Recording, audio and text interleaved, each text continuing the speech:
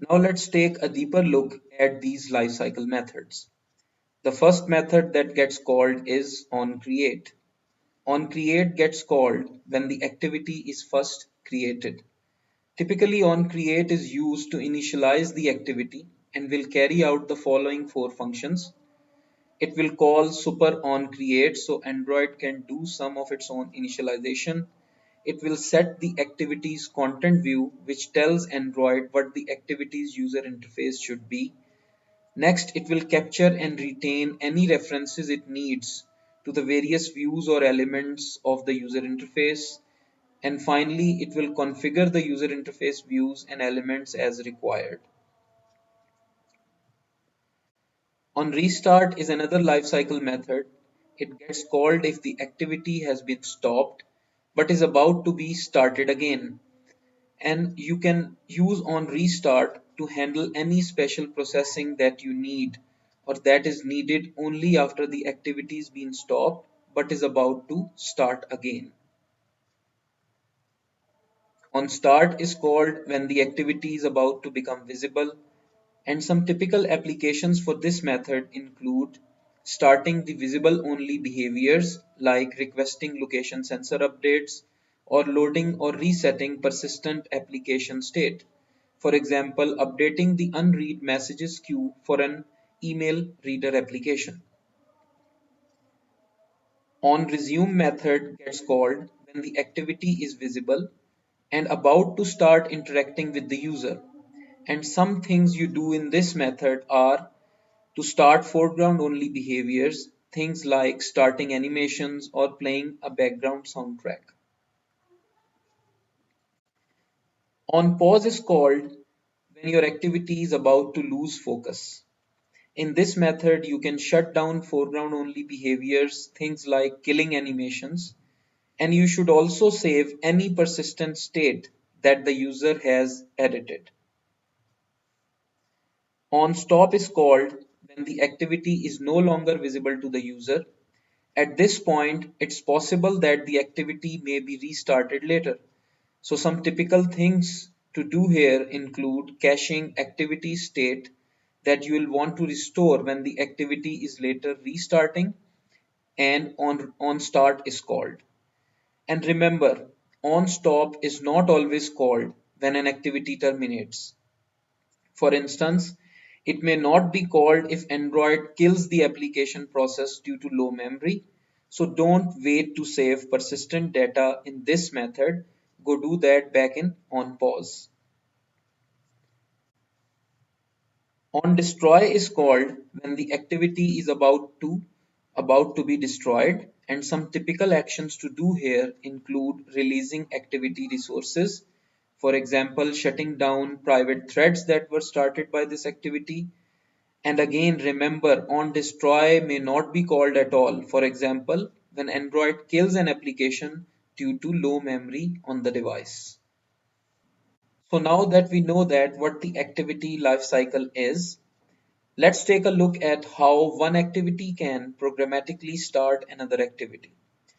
To start an activity programmatically, you first create an intent object that specifies the activity that you want to start, and then you pass this newly created intent to methods such as start activity or start activity for result.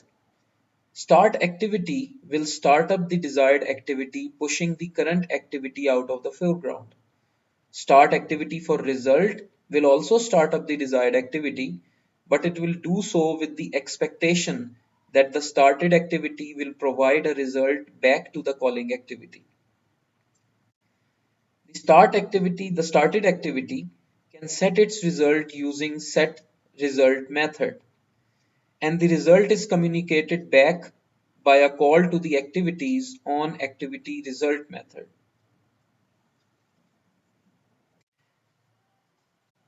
Let's take a look at an example of calling an activity using start activity method.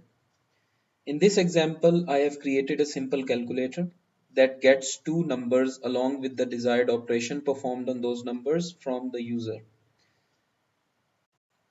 The layout of the user interface has two edit texts to get the input from the user. Then we have a radio group with 4 radio buttons so that user can select the desired operation.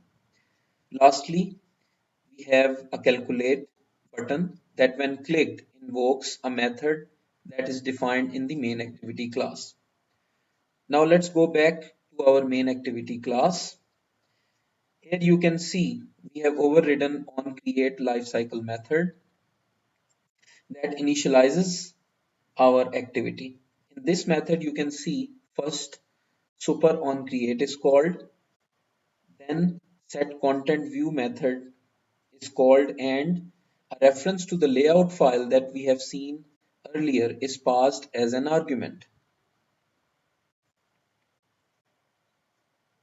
Then we get the references of some of the UI elements. You can get the reference of UI element using the method find view by ID. And in the argument we pass the ID of the UI element that we have added in the layout. Here is the ID of, for example, here is the ID of the added text. Okay, then here we have defined a method.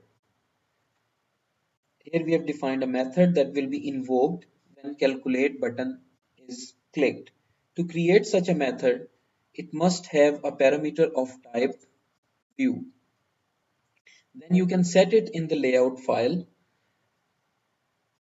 Here just we go to the layout file and click on the button calculate, and here in the common attributes you can see on click, and you can set the method that we have created earlier here, and that's it. Now in this method I've created some logic to convert the strings into floats, and then here I am getting the ID of the radio button that is checked by the user. Here I am creating an intent object that will be used to start an activity. Here I am setting the class, the activity class that will be started when this intent is passed in start activity method. Okay, so here you can see that the class name is calculator activity. This is the activity, and we are setting the class using this calculator activity. Then I am adding some extra information using the method put extra. This method has multiple forms that you can use to send different types of data. Put extra uses a data structure based on a key value pair. The first argument is the key and the second argument is the value. Then I am calling the method start activity by passing this created intent into it.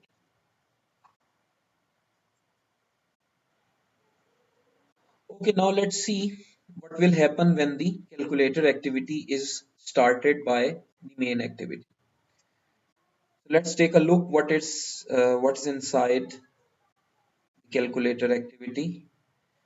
Here is the code for the calculator activity, and here is the layout file for this calculator activity. In this layout file, you can see we have 3 text views. The text view is used to just display the text onto the screen, onto the layout. The 2 text views here will be used to display the numbers that were passed by the main activity, and the third text view will be used to display the result of the operation performed on the 2 numbers. So let's go back to the calculator activity and see how all this is done. So to get the information that was passed by the main activity, firstly you have to get the intent that was passed by the main activity. To get the reference to the intent, you can use the method get intent. Okay, and then you can use that reference to get all the extra information that was passed along with this intent. You can use a method get something extra.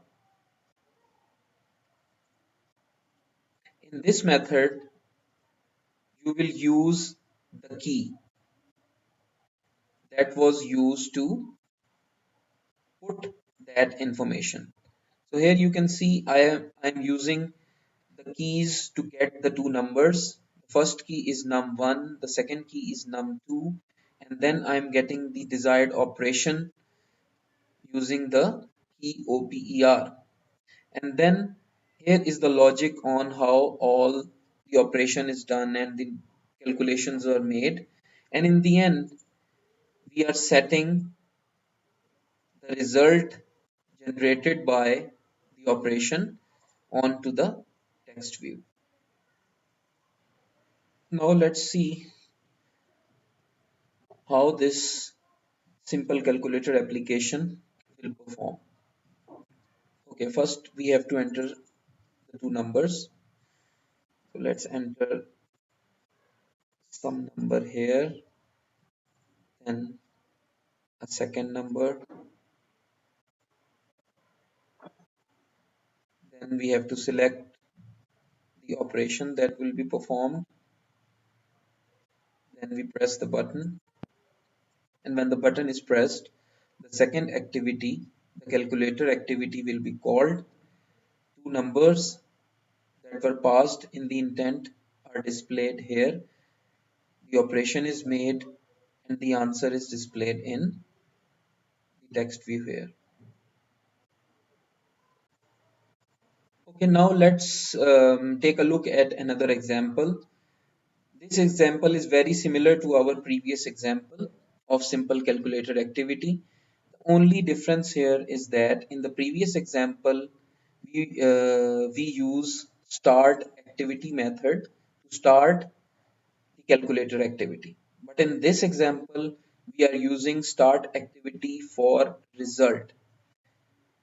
Okay, and this method, when you use this method to start another activity, the main activity will be expecting some result back from the calculator activity. Okay, so the rest of the code is same. We have to create some intent and then we will pass that intent to start activity for result along with a request code. A request code can be any number. Okay, then let's go to the calculator activity. In calculator activity, the only difference is in the layout file. Here in the layout file, we have the three text views as in our previous example, but the third text view will not be used to display the result of the operation on the two numbers. Instead, we want to send that result back to the main activity. For that purpose, we have added a button, and the purpose of this button is that when we click this button, the generated result will be passed to the main activity. Okay, now how we can do that? Let's go to the calculator activity. In the calculator activity, this initial code is similar to the previous example.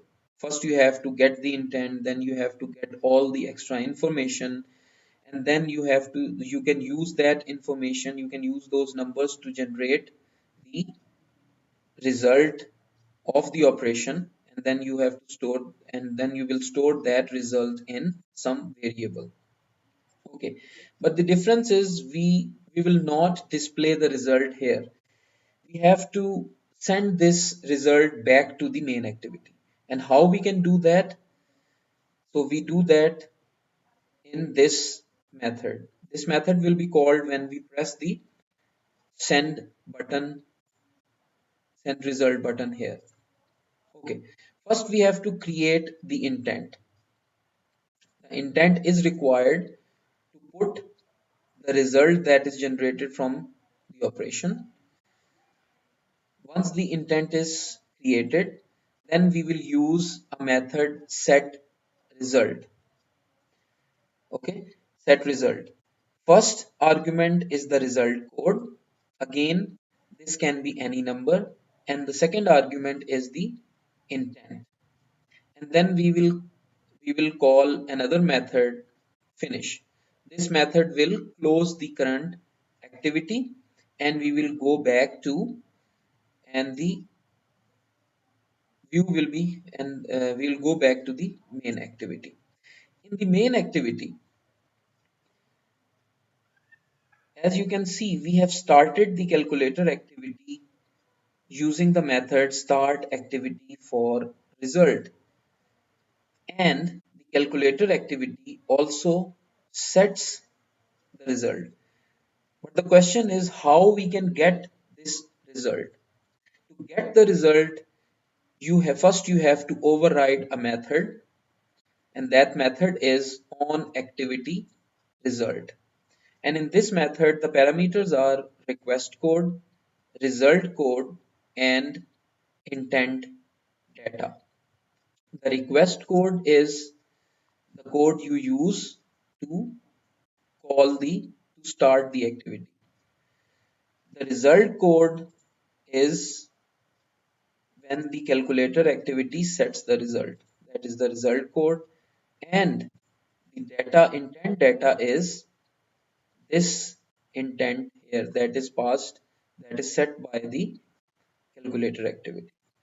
Okay, now how can we use this? First, we will check the request code, whether it is the same request code here, and then we will check the result code.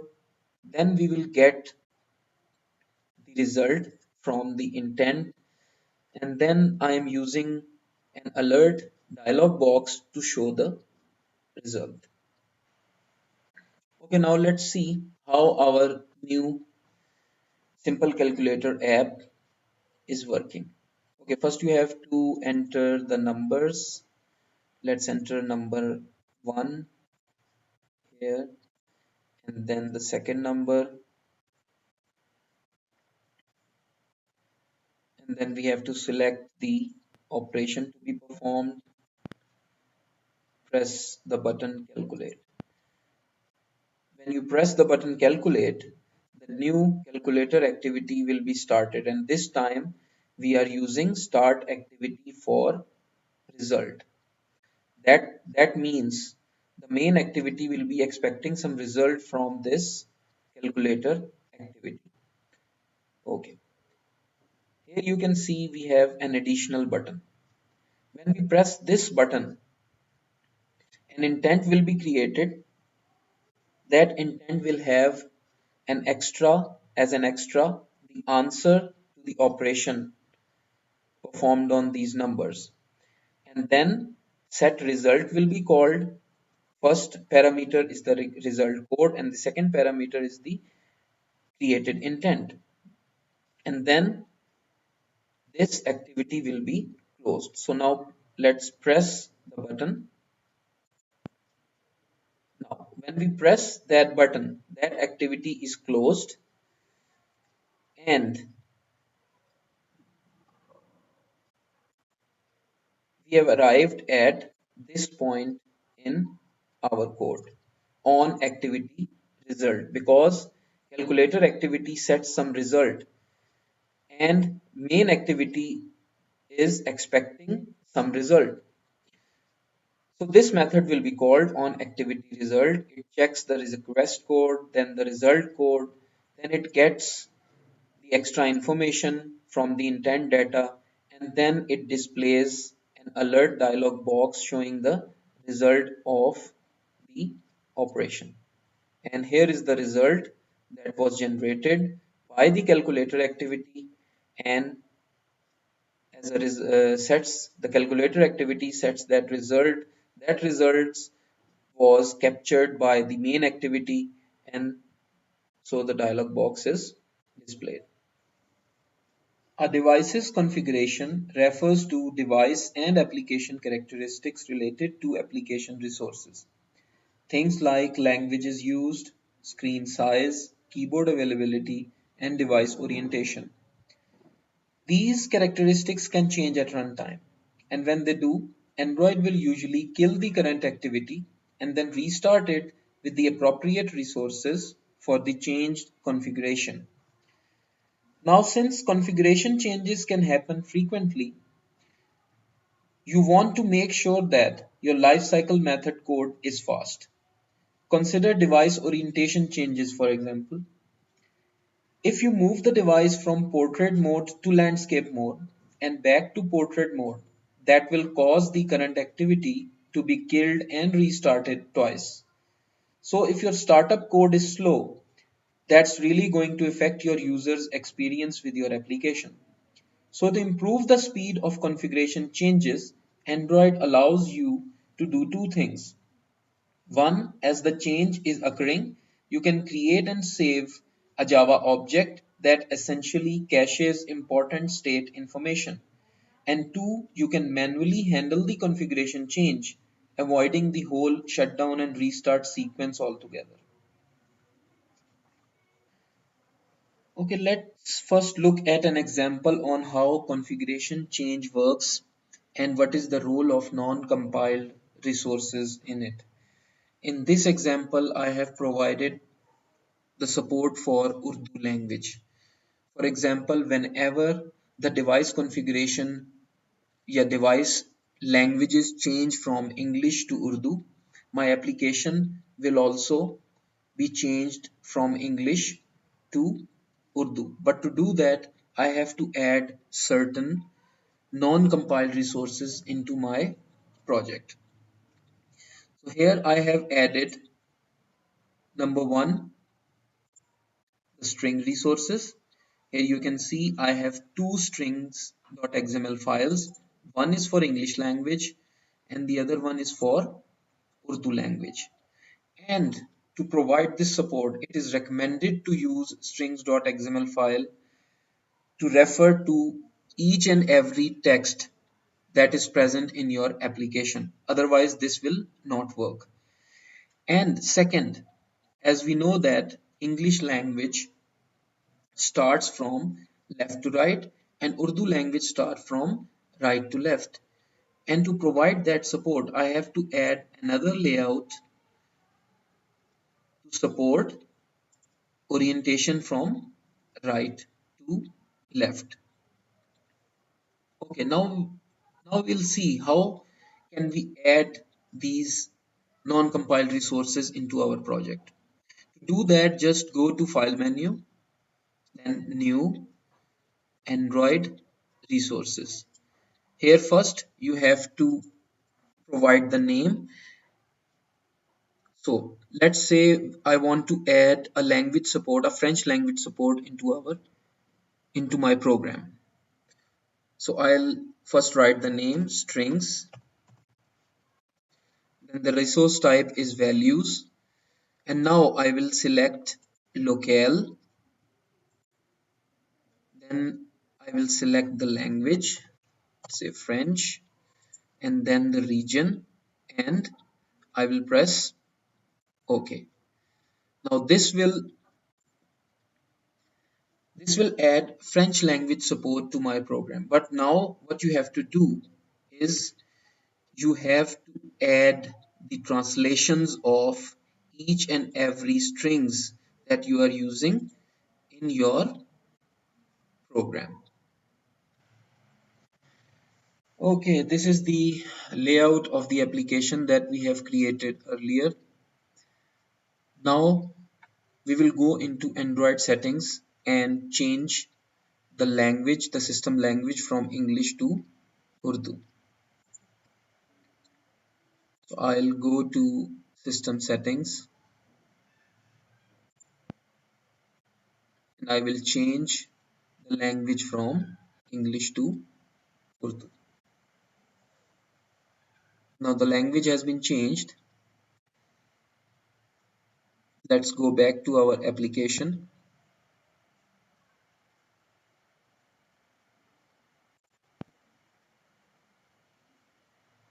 Now you can see the language in my application is also changed from English to Urdu, and also the orientation is also changed from left to right to left. Now let's change these settings again. I'll go to settings. We'll change the language back to English.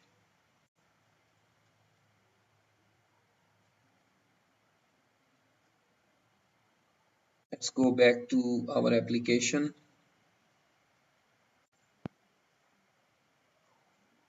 Now I can see the language is converted back to English from Urdu. Okay, let's see how we can retain an object if configuration change occurs. So to speed up reconfiguration, I said you can cache hard to recompute data and store it in a Java object. And one way to do this is by overriding the onSave instance state method, which will be called sometime before onStop method. And this object can be retrieved in onRestore instance state method, which will be called by the system after onStart method. Now let's see an example of this concept. Okay, in this example, we will learn how we can retain the value of a certain variable upon configuration change. But first, let's look at our application without this feature. Okay, I will press this button certain number of times, and as I press this button, you can see the value here is changing. And this value is also stored in this score variable. But at this moment, if I rotate my device, a configuration change will occur. And upon this configuration change, the value will be restored back to the default value. And why is that? Because Android system will, on configuration change, Android will kill the activity and will recreate the activity again. So on activity recreation, the value of this variable score will be replaced by the default value. So how can we retain this value? We can do that by adding some methods in our code. Let's look at these methods. The first method that you have to override is on save instance state, and the second method is on restore instance state. On save instance state will be called by the system just before on stop method, and in this method you can retain, you can save the value of your variable score. Okay, and on restore instance state method will be called just after on start method, and in this method you can restore the value of the variable. Okay, now in both of these methods you can see there is a parameter of type bundle. This bundle is a data structure that works on the principle of key value pair. So whenever you want to save a certain value, you have to use this key value pair. Here you can see I am storing, I am saving the value of score, and its key is score.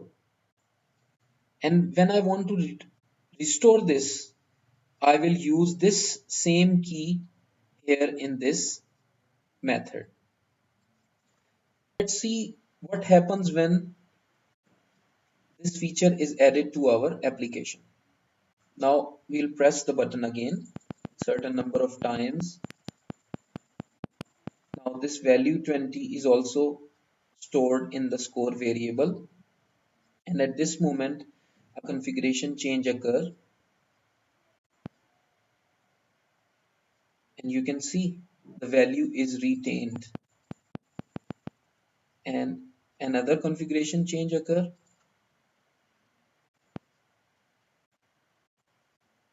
the value is still retained. Now, the second thing you can do to speed up reconfiguration is to avoid the whole kill and restart sequence altogether for specific configuration changes. And to do this, you declare those specific changes that your activity will handle in the manifest. For example, this XML snippet here indicates that my activity will manually handle changes in device orientation and screen size. So if you do handle some configuration changes manually, then when those configuration changes occurs in runtime, your activity will receive a call to on configuration changed method. And as a parameter, this method will receive a configuration object which details the new configuration, so your code can then read this object and make whatever changes it needs to do. Now let's see an example of how this manual configuration works. And in this example, I'm handling the configuration changes of screen orientation. For example, when your mobile is rotated to landscape or the portrait. For that, I have created two separate layout files. One is for the portrait and the other one is for the landscape. But first, I have to tell the Android system to not automatically handle the configuration changes of type orientation. To do that, I have to go to the Android manifest file, and here I have to add an attribute Android colon config changes equals orientation. This will tell the Android system to not handle any configuration change of type orientation. Now I'll go back to the main activity, and whenever here I have to override a method. So whenever a configuration change is occurred, this method on configuration changed will be called with the configuration changed data. Okay. Now in this method, when this method is called, whenever a configuration changes occur, this method will be called. Here I am checking whether this new configuration is landscape orientation or portrait orientation. If it's landscape, I am setting the content view to the landscape layout, and if it's portrait, I am just setting the content view as setting the content view to the portrait. Okay, let's run our example and see what happens when a configuration change occurs. So when the device is rotated to landscape,